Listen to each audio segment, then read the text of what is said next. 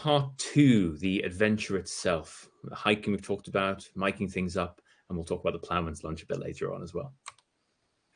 So we chose the 27th and 28th of April in 2022 for this. And there were a bunch of reasons why that was the best date for us.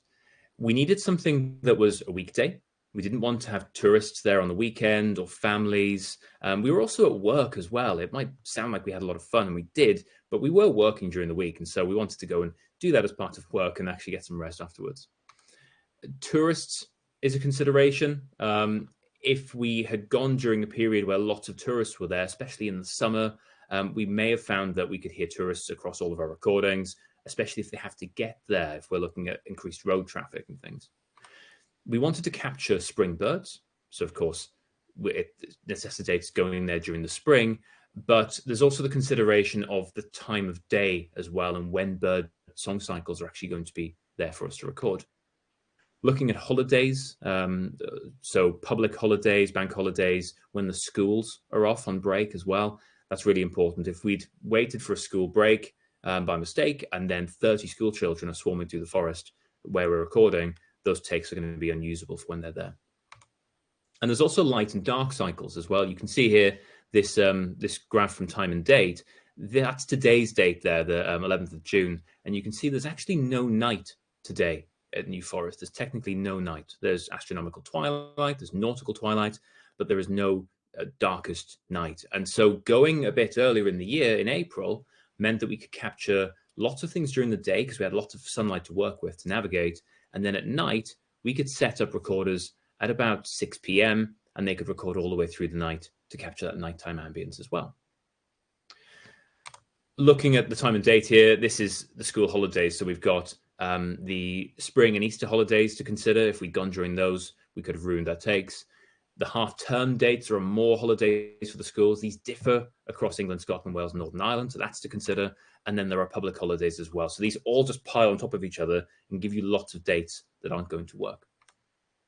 This is the initial route. This isn't the foot route, this is the driving route. And we started across in Brighton. We had Callum come down from London.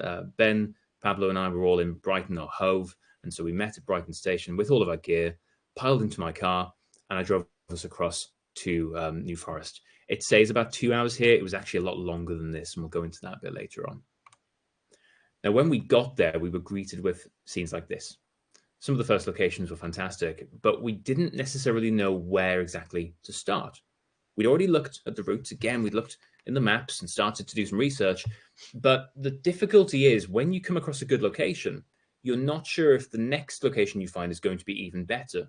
And if you spend all of your field recording gear on the first 3 locations that you find, and then you find one that's even much better for the 4th, you're going to be kicking yourself that you didn't use one of those more conservatively. So we did a lot of hiking to start off with. You can see Callum, Ben, and Pablo here on the bottom going off on the hike down there. And so, yeah, starting to record was quite a tricky issue. We knew we wanted to capture dawn and dusk cycles, so we wanted to make sure we had recording going on from all 3 sound recorders during the day, and then we get them recharged with new SD cards, back up the data, and set them off to record at night again. One of the big considerations was whether the gear was safe, and we talked about this all the time. We were going to New Forest that we hadn't been to before. We took several £1,000s worth of recording gear, and we left it. So we didn't stay and monitor this gear. We actually set it up to record for 3, 4, 5 hours, and we left it and we hiked somewhere else.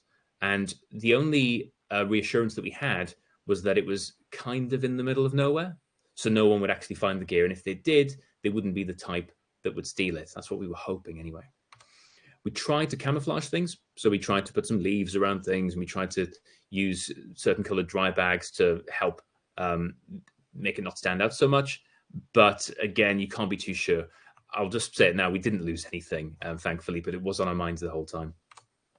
Rain as well. Rain was a consideration. Now, we did have things in dry bags, but of course the microphones can't be inside a dry bag.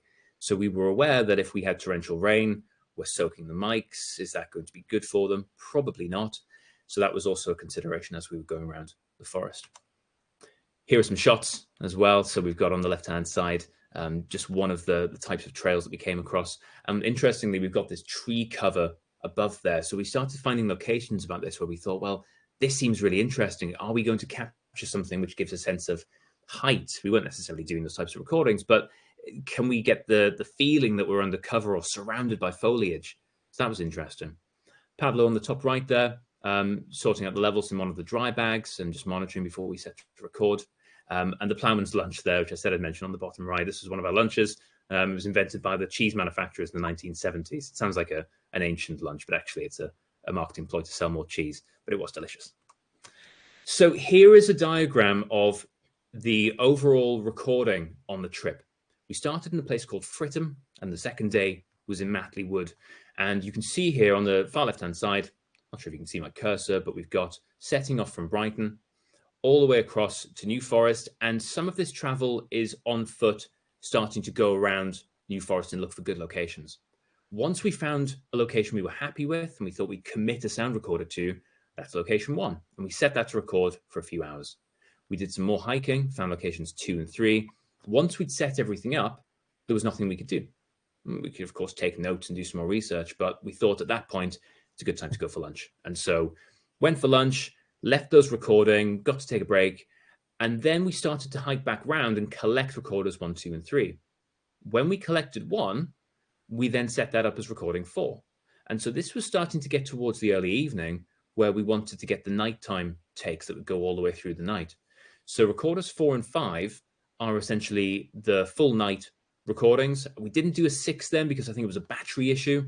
But we did set up 4 and 5, and then we went and had dinner and we planned our route for the next day. We got the map like captains of a ship, put the map down on the pub table and had a look and decided where we wanted to go and what we'd learned from that day. And also took notes as well that built up this diagram. This comes from a written list that we had along the way and some notes we took at the end of the day.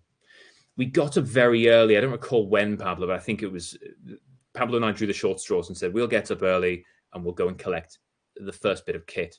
And then we went and recharged it, got some breakfast, picked up kit number 5, and then the 4 of us started to travel to Matley Wood and set up recorders 6, 7, and 8.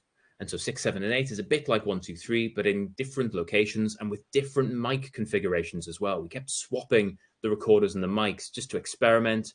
And sometimes we thought, well, if we've got 4 hours from that location, let's change the location and the mics and see what we get.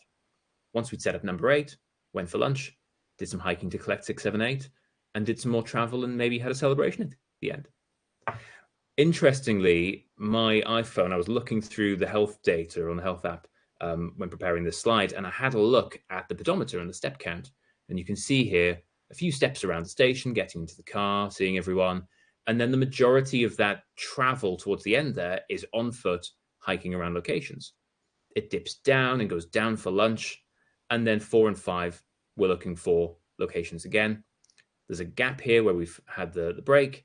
And then you've got the locations in the morning. These are slightly not synced up, essentially, but we've got lots of hiking in the morning. And once we set up the new recorders, we can have a break again. So it's interesting the amount of travel and the amount of non-audio considerations that are required here as well.